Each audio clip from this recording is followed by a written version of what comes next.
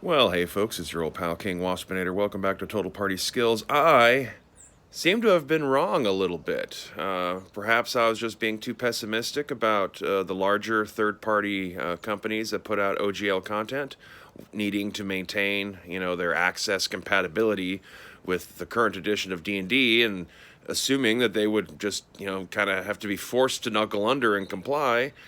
That didn't hold water. Like, Kobold Press, Paizo, Frog God Games, Necromancer, like everyone's seemingly putting out their own declarations of yes, thank you, but go screw yourself to Wizards of the Coast, and are declaring various things like Kobold's going to put out their new rule system that they're going to call Black Flag. I guess is kind of like a pirate thing. Apparently, Paizo's working on doing their own RPG open game license. We're just days into this, so what the ultimate shape of how this is all going to evolve and who's going to end up rising to the top, as having the dominant version of the rules that everyone else is then going to try to rally around and make products for, remains to be seen. Judging from past trends and how things went during fourth edition, the probably the easy money would be to put that bet on Paizo and Pathfinder, but only time will tell. In some ways, though, in spite of this being like disastrous for D&D itself, this whole thing, I think, has actually been rather great for the gaming community at large. Everyone's excited, buzzed, talking, getting along much better than they have in the past. People are showing genuine interest in other game systems and other games that aren't D&D or don't use the D&D rules more so than you see in any other like little section of time of on a week by week basis of what people on YouTube and other places are like looking to find out about. My book sales on DriveThruRPG and Amazon have been pretty damn high so far, considering it's just the first week of January, and we're like just coming off all the Christmas holiday stuff. Normally this isn't exactly the best time of year for sales. That's more like in February after people start getting their tax returns. But, little old me with my unpolished stuff, as I've been having good sales, so I'm only going to assume based on that other third-party publishers and other little guys like me are probably also seeing an uptick in their sales. Makes me kind of start to think that maybe there's not quite as much of a risk of DriveThruRPG just automatically knuckling under and doing whatever Wizards of the Coast asks of them either. If they've put out a statement about this, I have not yet seen nor heard about it. But to me, they're one of the companies I'm more interested to hear as to exactly how they're going to react to all of WotC's demands moving forward. Since they're an actual platform and not the people making the products, they're much more in a position where they could be just told, you got to take this stuff down because it violates our copyright, instead of having to deal with the individual publishers and writers one by one.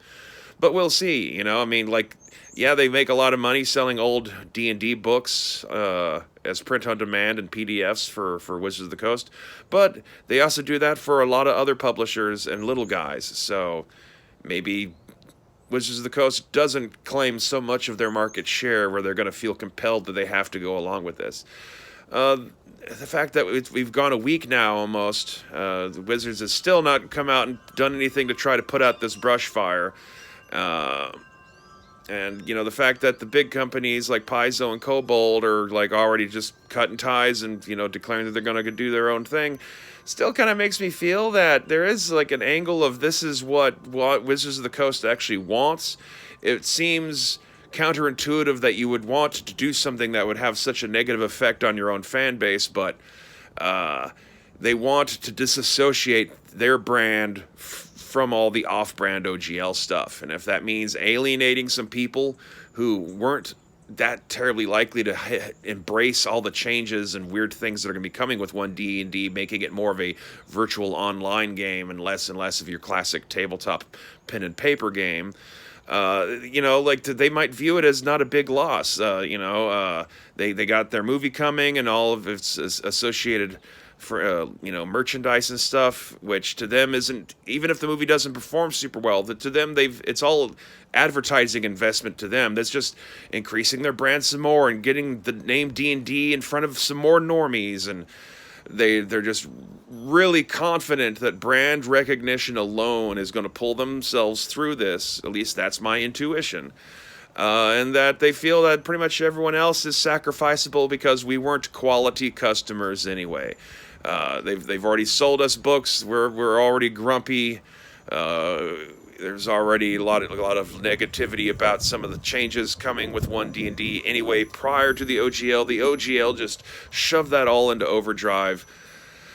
They do. It's going to be like almost 2 years, year and a half, somewhere around there before 1D&D even comes out. So, they'll also be banking on the idea that the news cycle, will have, progressed enough that people have kind of forgotten about all this by the time, it's hitting its release date and stuff. So, yeah, we'll see. Nerds have long memories and can hold grudges, so we'll see how well that works. I'm still of the opinion that this is a massive miscalculation because they're trying to turn D&D into a product that it never has been, and is going to be in competition with things that already do what they're proposing for it to do better, quicker, faster, and more popular.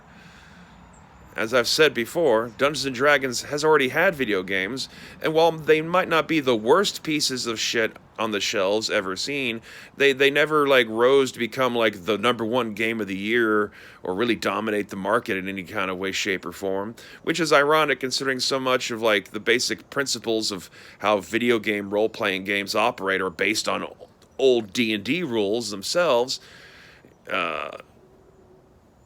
Look back at Ultima and the origins of, Elder Scrolls and all that kind of stuff. They wouldn't exist if it hadn't been for D&D, but D&D itself is not capable of competing with them in the video game market. That has already been demonstrated.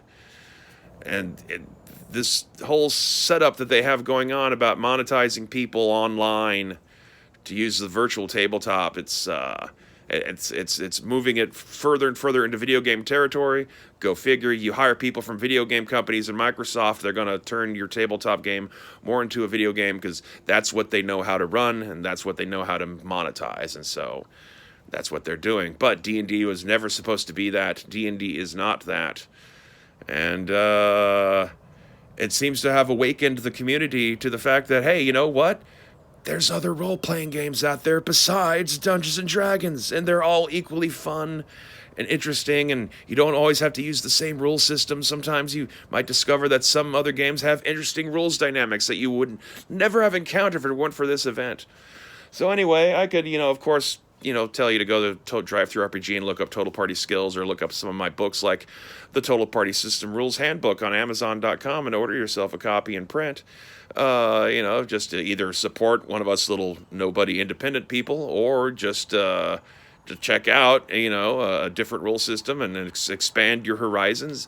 Even if you don't play it or don't like it, I at least write my books in a fashion that you should at least get your entertainment's dollar just from reading the damn thing. But hopefully it'll at least do what any good role-playing game product would do and inspire some ideas of your own and get your noggin jogging.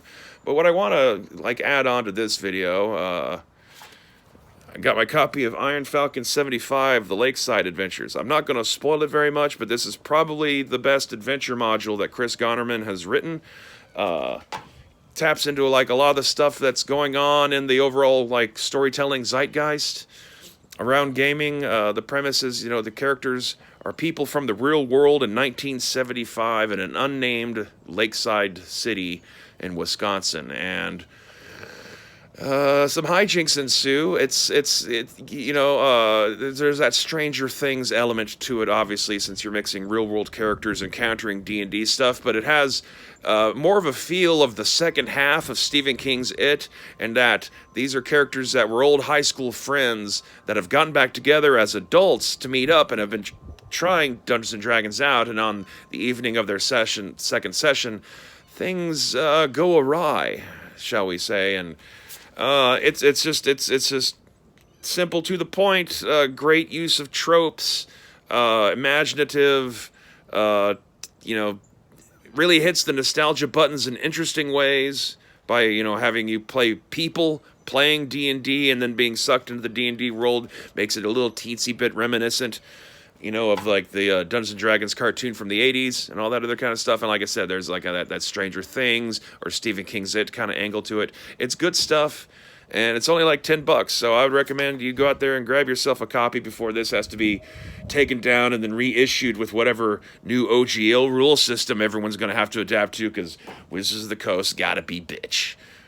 Anyway, I guess on that note, until next time, hit buttons, find my books, find other people's books, support somebody who doesn't work for Wizards of the Coast, and until next time, stay waspinated.